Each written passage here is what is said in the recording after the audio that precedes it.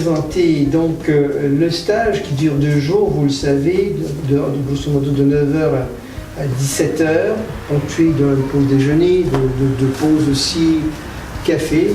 Les questions qu'on va aborder, si vous voulez, sont qui suis-je?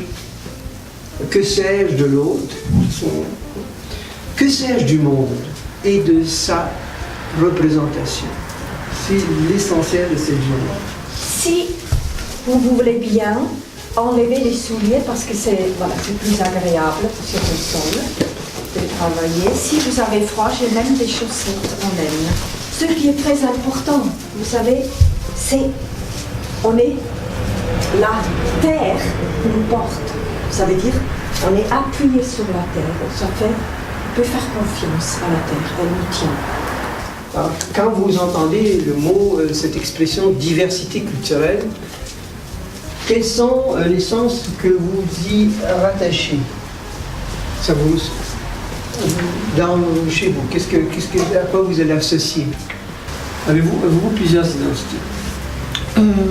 Plusieurs rôles, peut-être. Peut-être plusieurs rôles. Ah oui, la notion est intéressante, plusieurs rôles. Là, vous avez déjà pu faire un petit travail sur vous-même, qui je suis, etc. Et là, on va partir.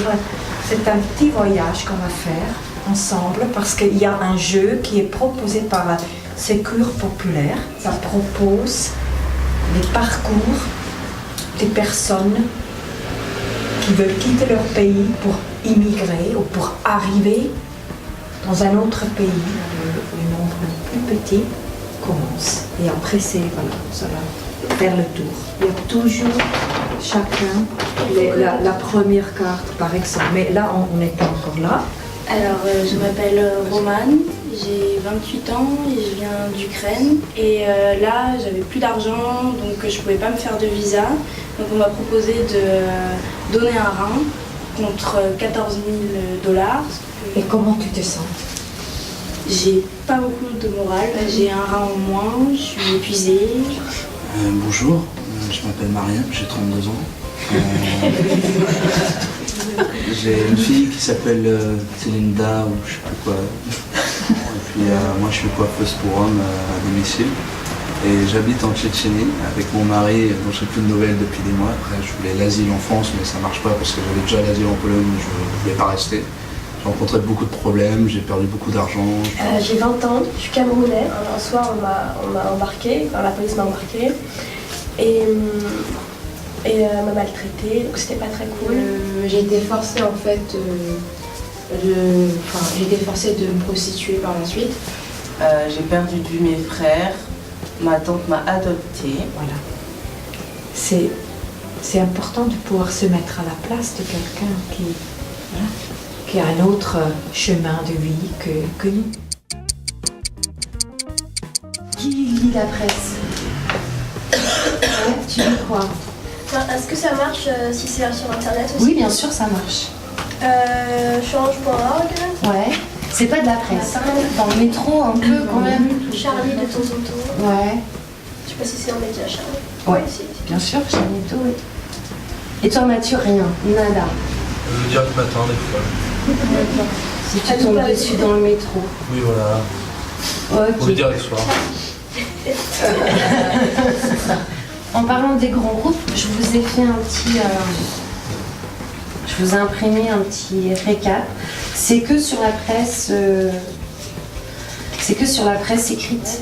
C'est qu'on aime beaucoup quand, dans cette idée de proximité, quand on a des témoignages, quand on préfère presque l'information rapportée par quelqu'un qui a vécu l'événement que des faits objectifs et réels. Et je trouvais que c'était assez Oui. vrai et assez vrai. Il y a un lien très fort entre, d'une part, les propriétaires de ces groupes de presse, qui peuvent potentiellement plus ou moins mettre de la pression, et les régies publicitaires et les espaces publicitaires qui vont être vendus plus ou moins à des groupes.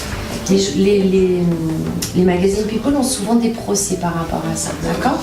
Quand on viole la vie privée de quelqu'un et qu'on fait de la diffamation, c'est-à-dire qu'on va dire quelque chose qui n'est pas forcément vrai, ou qui ne peut pas être avéré, ou qui ne peut pas être vérifié, c'est de la diffamation. Alors vous je ne vous connais pas tous, parce que je connais Marie et je connais Mathieu. Qu'est-ce que ça veut dire? Ça veut dire que le spectacle a toujours été le reflet de la société. Il n'a pas été que le fondateur du Festival d'Avignon, il a aussi dirigé le premier théâtre populaire et le premier théâtre national, c'est-à-dire pris en charge par l'État. L'État se rendant compte qu'il y avait une mission de service public à amener la culture pour tous, à créer la culture pour tous, à subventionner et créer le premier théâtre national, qui n'est pas la Comédie Française, puisque ça, la Comédie Française elle existe depuis bien plus longtemps, et qui est le Théâtre National de Chaillot. À cause de la controverse de Valadeuil, en fait, il y a eu la traite des Noirs. Ça veut dire, en fait, ils se sont dit que les Amérindiens, ils avaient une âme, donc en fait, par rapport à la Bible ou autre, ils ont légitimé la traite des Noirs par rapport à tout ça. En fait, ils ont dit, bon, on va pas prendre les Amérindiens, mais il y a des Noirs. Je vous donne ça, c'est une série de petits articles que vous pourrez lire chez vous. C'est pas la pièce qui a été censurée. Voilà. Vous avez bien vu, qu'est-ce que vous retenez? Quels sont les points forts que vous avez retenus de la journée d'hier? Qu'est-ce qu'est la diversité culturelle? Nous avons des appartenances et une seule identité. Comment la diversité culturelle s'interprète? Voilà, J'avais créé avec des amis une société de design et de communication et qui a vécu pendant 30 ans. On est parti à 3, on s'est retrouvé à 80 à la fin.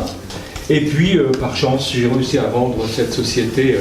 L'âge aidant, j'avais besoin de me tirer. Et cette société continue sous un autre nom aujourd'hui avec le repreneur. Donc voilà, ce qui fait que j'ai plus de temps à donner, à réfléchir à des questions qui m'ont toujours intéressé dans la vie, celle notamment de la diversité. Ça veut dire quoi tout ça? Ça veut surtout pas dire qu'il faut ne pas faire la promotion de la diversité.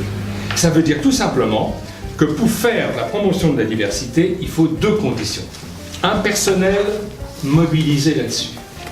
Il faut qu'on en parle entre nous dans l'entreprise. Un personnel qui est mobilisé là-dessus. Et il faut un management qui est convaincu de l'intérêt pour la performance de l'entreprise. Il faut les 2 trucs. Alors, je peux expliquer aussi comment se prennent un peu les décisions avant. Donc, pour cette décision-là, en tout cas, on a monté un dossier et le dossier a été présenté, donc on en discute aussi avec le maire, mais le dossier a été présenté au conseil municipal. Et a été présenté déjà ce qu'on appelle le bureau municipal. La majorité municipale qui va se réunir pour décider du sort du déménagement. Le groupe va promouvoir donc la nécessité de rester dans la même zone en arguant la mixité sociale, et l'autre va être militant d'une solution de décentralisation, c'est-à-dire de l'implanter dans le quartier des centres, un quartier populaire avec les risques qui viennent des développeurs. 40% qui sont dans notre où on va viendront comme. Enfin, c'est normal, c'est à côté de chez eux, ça va être encore plus. Est-ce que vous n'avez pas la sensation de favoriser un quartier plus que l'autre en implantant le bureau Tunès dans un quartier spécifique au lieu du centre-ville, parce que le centre-ville c'est quand même le cœur de la ville où tous les quartiers peuvent se réunir.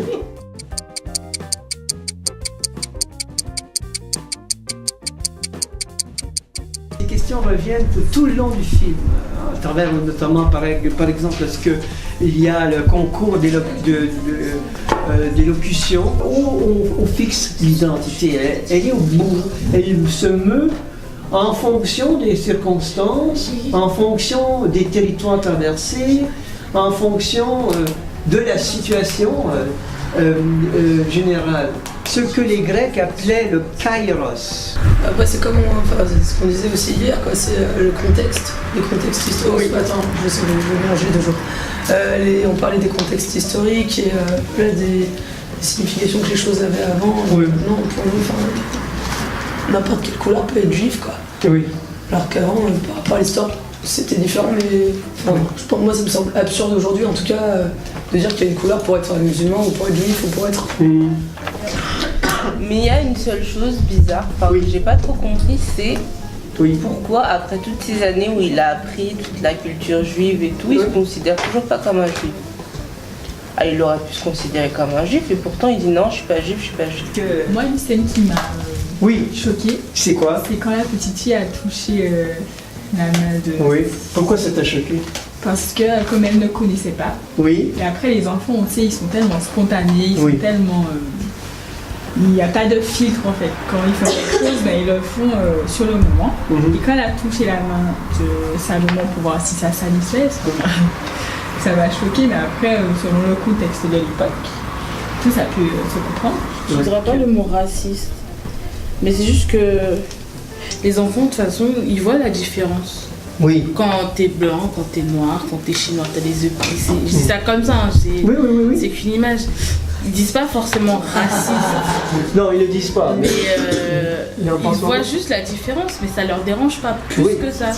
Monsieur, puisqu'elle est le seul et minoritaire, mesdames, je vous remercie.